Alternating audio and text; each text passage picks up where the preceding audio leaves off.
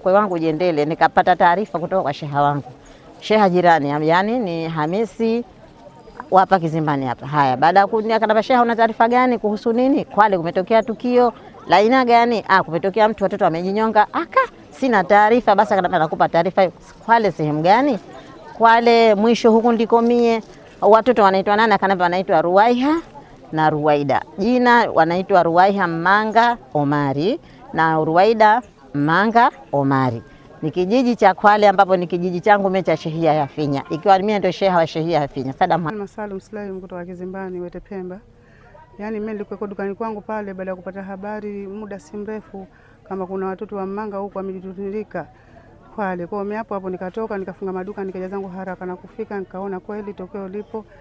Kwa kweli tokeo hilo limetugusa na limetuumiza sana tu, hasa kama ni wazazi. Kwa hiyo kwa kweli tunaumia 100%. Kwa hiyo huu ni mtihani mrefu kwa kweli.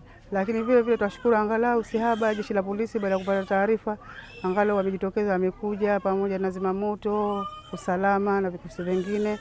Wamekuja vizuri kwa kushughulikia, kwa kuchukua hiyo kamera zao na maelezo na mambo mengine yanayofuata.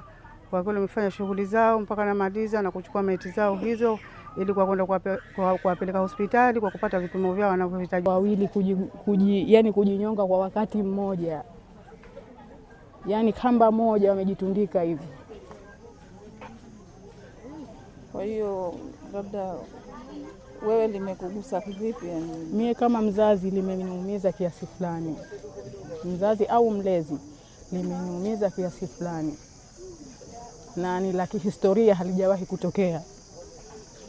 Wito wako labda? Wito wangu tuwe na hadhari kwa watoto, tuwe waangalizi kwa watoto wetu.